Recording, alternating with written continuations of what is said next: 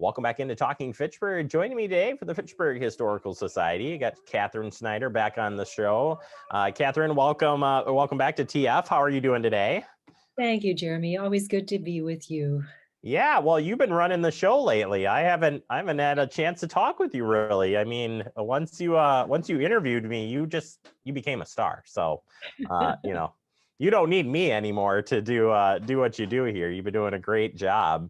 And today we're going to focus on kind of giving you a quick update what's happening at the Historical Society, and we will talk about Catherine's project here on talking about COVID and how it's affected different realms of businesses and people alike here. So we'll talk about that. But first and foremost, you got a big event coming up here. It's still in the works, still got some stuff to work on, but we want to make sure to get the date on everybody's calendar and tell them how this is all going to work. So Catherine, what do you got coming up here? Oh, we're so excited because we've been waiting over a year to offer our program. We were going to do it in last spring of 2020, and of course, we all know what happened with COVID.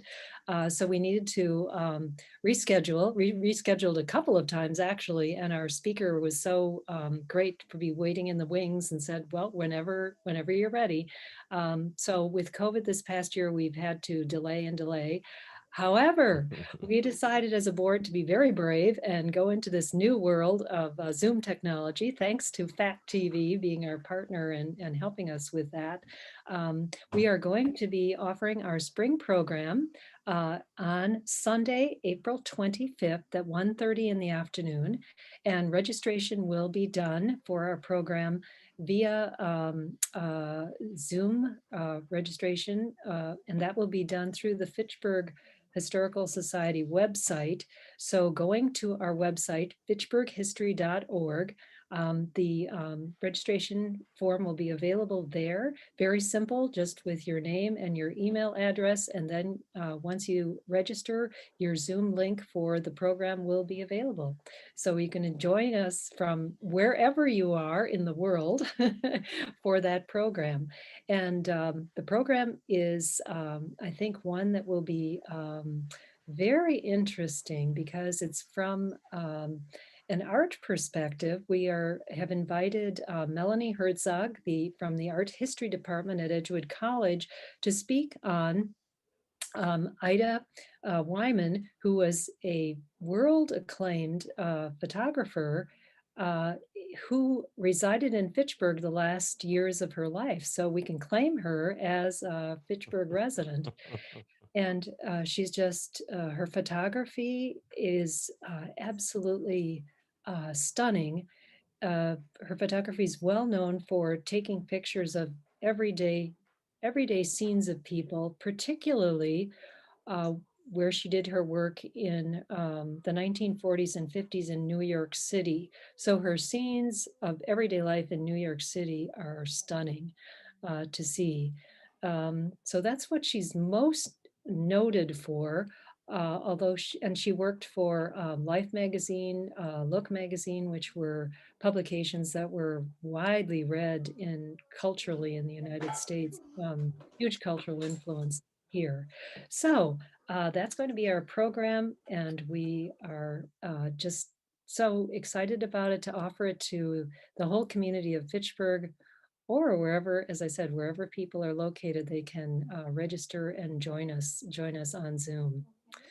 Yeah, it's So gonna be fun. I did not know that she resided here in Fitchburg, so there's the twist for you, if you will. And we're actually going to have a further discussion about this with one of your cohorts there at the Fitchburg Historical Society. Adrian will be joining us. We'll have a little bit more discussions as this event gets closer, but we're working on it. We're glad to partner with. We've been partner with you on broadcasting these out, recording them and rebroadcasting them. They've always been great.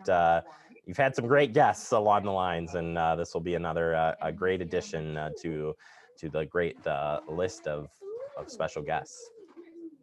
thank you. Yes, we are extremely excited about Melanie coming with us, Professor Herzog, because she knew Ida, and in fact did some cooperative work with her on a book together. And then Adrian Imikalski from our board also knew Ida, and we're hoping that she can talk with you further another time about Ida and her experiences with Ida. Ooh, very excited for that. So stay tuned. We'll keep you posted when that one comes up. Overall, so the Historical Society, we've kind of been doing, when we've been doing interviews this month, we kind of hit the 1 year mark, if you will, of the shutdown and everything. From your perspective at the Historical Society, unfortunately, with the library being closed, people haven't had access directly to the displays in the historical societies area in the library, but the access online has been awesome. And maybe a quick update, Catherine, on the website for somebody who hasn't been out there. What do you have available? Sure. Well, there's just so much. The Fitchburg historical site is really just packed with so many different areas to research and just explore about Fitchburg history. One of the latest additions was put on just a few, maybe a few weeks ago or a month ago, about the bike trails in Fitchburg and how they came about. So that might be something people would be interested in, newly put on. And then, as you indicated, Jeremy, the interviews we've been doing monthly that have focused on how Fitchburg's been impacted by COVID are also posted on the Fitchburg Historical site. So we've done interviews with the business community. Well, we will be actually coming up. We're going to visit with Angela Kitterman from the Chamber and Visitors Bureau about, what's been happening with the businesses in Fitchburg during this long year of pandemic, how they adapted and how they've been faring. And then we did an interview with Pete Gunderson at Gunderson Funeral Services about their business and what changes they needed to make there. And Mayor Richardson talked about government. Again, what's the impact there for COVID?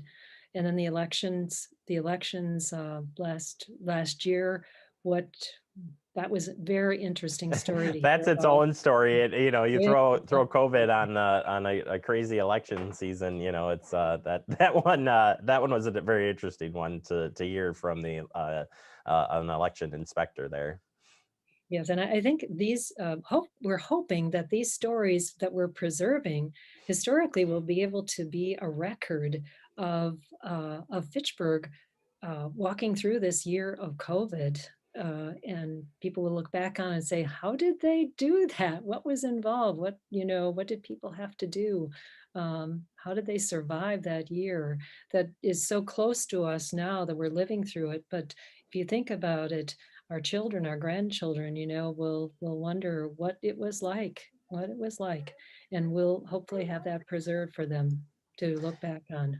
Yeah, it's interesting you say that. I've got a 4-year-old and a 2-year-old that, at this time, they have no clue what has happened, and they'll hopefully have lived through it as well as all of us to tell the story, and I think it's a great idea that you had for doing those interviews, and looking forward for you to continue to do more of those. Real quick, Catherine, anything else you wanted to touch on before we have to go? Oh, I'll just mention the Fitchburg Historical Society website once more so people can access that. So it's fitchburghistory.org. And please avail yourself of the opportunity to see what's there. And then particularly for our program coming up after April 1st, the registration for our program on April 25th on Ida Wyman will be available. So we'd love to welcome all of the community to join us for that program.